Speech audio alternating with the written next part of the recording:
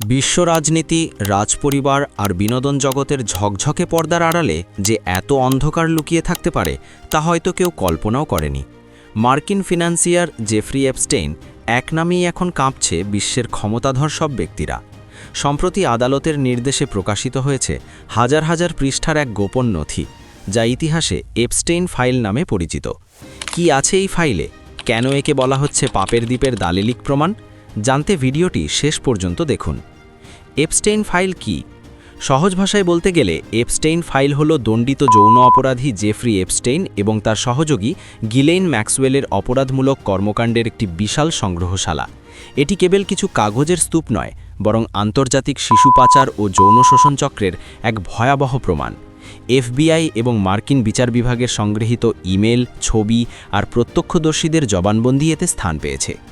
Lolita express ও পাপের দ্বীপ। এই ফাইলের সবচেয়ে রোমহর্ষক অংশ হল এপস্টেইনের ব্যক্তিগত দ্বীপ লিটল সেন্ট জেমস, যা এখন বিশ্বজুড়ে পাপের দ্বীপ বা আইল্যান্ড অফ সিন নামে পরিচিত। এছাড়া রয়েছে তার ব্যক্তিগত বিমান লোলিটা এক্সপ্রেস। এই বিমানের ফ্লাইট লগ বা যাত্রী তালিকায় দেখা গেছে বিশ্বের সব নামিদামি ব্যক্তিদের নাম।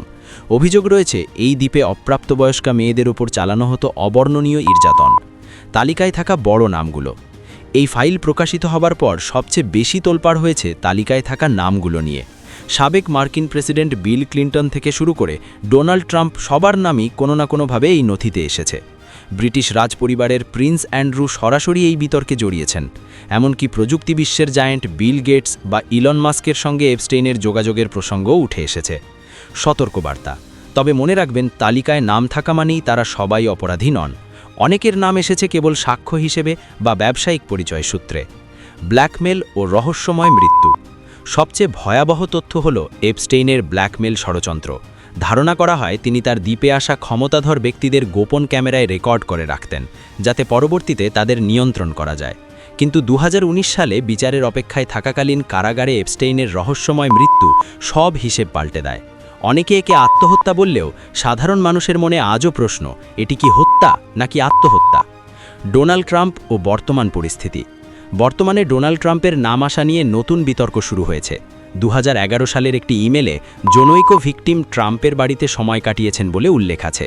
তবে সেই ভিকটিম ভার্জিনিয়া গিফ্রে নিজেই মৃত্যুর আগে জানিয়েছিলেন যে তিনি ট্রাম্পকে কোনো অপরাধমূলক কাজে লিপ্ত হতে দেখেননি।